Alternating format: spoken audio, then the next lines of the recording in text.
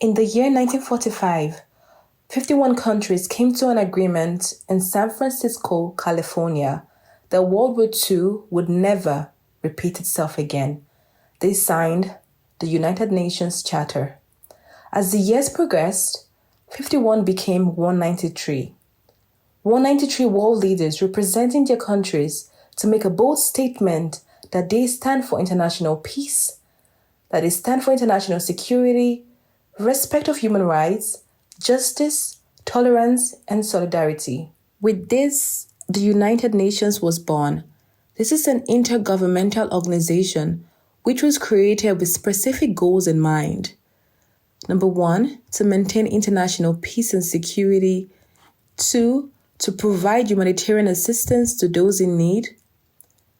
3, to protect human rights and to uphold the international law. It's important to note that as the United Nations evolved, their goals grew with them. In the year 2015, the UN adopted a new set of goals called the Sustainable Development Goals. The Sustainable Development Goal is the United Nations global agenda to end poverty, fight inequality, protect the planet, provide clean water, ensure that people enjoy health, justice, and prosperity. These goals are 17 in number and they are to be achieved in the year 2030. They are important because there's so many voiceless, so many vulnerable people all around the world that need help. And the Sustainable Development Goals holds each of the member states accountable to play their part in making sure that the goals are achieved. That no one is left behind, that the most vulnerable should be given priority. This is the binding principle of the Sustainable Development Goals. Moving along, we'll be talking about the organs of the United Nations. The United Nations has 6 main organs that ensure the UN functions. And they are the General Assembly, the Security Council, the International Court of Justice, the Secretariat, the Economic and Social Council, and lastly, the Trusteeship Council. The General Assembly. This is the main policy-making organ of the United Nations. It is the only organ of the UN that comprises of all its member states. The General Assembly holds an annual meeting from September to December within the UN headquarters in New York. In this meeting, all 193 member states have a general debate, they discuss, and they make policies regarding international peace and security. Each member state has 1 vote. Decision on important issues such as admitting new members and the UN budget are decided by 2/3 majority votes, while other matters are decided by simple majority. The General Assembly is also responsible for the appointment of the Secretary General of the United Nations. When you talk about the budget of the UN, the General Assembly approves the budget. Within the UN's budget, all member states are obliged to pay their respective share towards peacekeeping. The General Assembly apportions these expenses in accordance to each state's economic wealth. But the 5 permanent members of the United Nations, which are the United States of America, the United Kingdom, Russia, China, and France, they are required to pay a larger share. And among these 5, the United States of America is the largest donor. The Security Council. This organ has the primary responsibility to maintain peace and security. It imposes binding obligations, which are international laws, on all 193 member states to maintain peace. If any member state breaks the laws, the Security Council can impose sanctions such as arms embargoes, travel bans, and financial restrictions. They can even authorize the use of force. They will do all this to maintain peace and to restore international peace and security. The Security Council is made up of 15 member states, 10 of which are called the non-permanent member states. These 10 member states are elected by the General Assembly. They each have a 2-year term, after which they are rotated in and out. The other 5 are usually called the P5. They are the permanent member states of the United Nations. They got this position due to their key roles in establishing the UN after World War II. They each have a veto power, which simply means they can say no to a decision or a resolution that they do not agree upon. The Security Council is overseen by a president, which is appointed for a month term, and this position is rotated among the 15 member states. The third organ of the United Nations is the International Court of Justice, also known as the World Court. This is the only organ not located in the headquarters in New York. It is located in The Hague, a city in Netherlands. The International Court of Justice is a judicial organ of the United Nations. It settles disputes between states in accordance with the international law, and it gives advisory opinions on international legal issues. The states involved in the disputes are not obliged to appear before the court.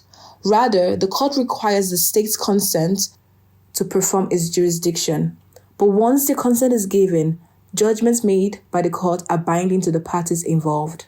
It is crucial to note that the International Court of Justice is made up of 15 judges, which are elected for a 9-year term by the General Assembly and the Security Council.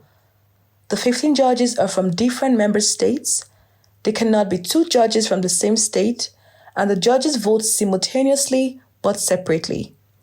Should a judge die or resign during his or her term of office, a special election is held as soon as possible to fill the unexpired part of the term. The fourth organ of the United Nations is the Secretariat.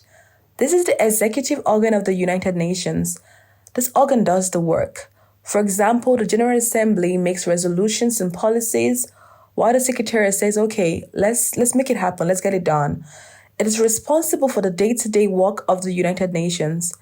It has tens of thousands of UN staff members working in duty stations and peacekeeping missions all over the world. It is headed by the Secretary General, who is also known as the Chief Administrative Officer of the United Nations. He or she is appointed by the General Assembly on the recommendation of the Security Council and is appointed for a 5-year term, which can be renewed for a second time. The current holder of this position right now is Antonio Guterres. The fifth organ of the United Nations is the Economic and Social Council. This organ is responsible for coordinating the economic and social fields of the organization. Just to list a few, they promote higher standards of living, full employment, they facilitate educational cooperation, and encourage universal respect for human rights, and so on. It is made up of 54 member states, which are elected each year by the General Assembly for a 3-year term. When electing the 54 member states, each regional group are equitably represented. July of every year, ECOSOC holds a 4-week substantive session between New York and Geneva, Switzerland, where the member states discuss global, economic, social, and environmental challenges. The work of the Economic and Social Council is so broad, it involves so many issues, and they have so many commissions that help it. The council is also headed by a president, which is appointed by the council itself for a 1-year term, and the presidency rotates among the regional groups to ensure equal representation. Just to summarize what the Economic and Social Council is all about, we will take an example. The Security Council is responsible for the maintenance of peace and security. ECOSOC, on the other hand, focuses on promoting social progress and a better standard of living.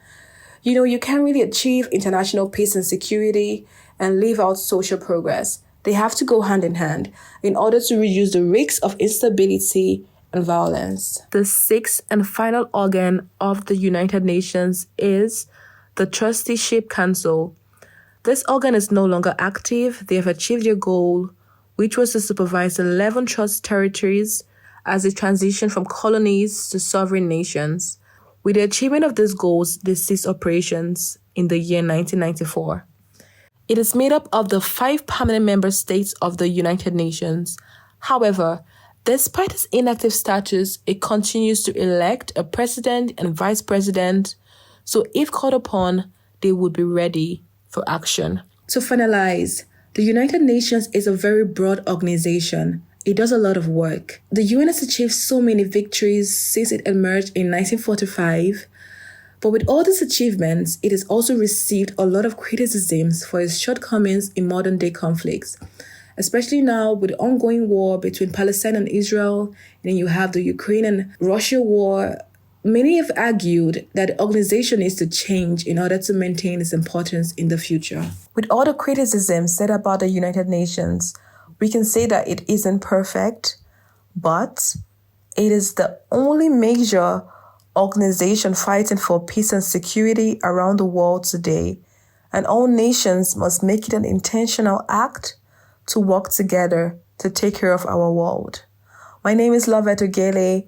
Thank you so much for watching this far, and until next time, be safe and spread love. Bye.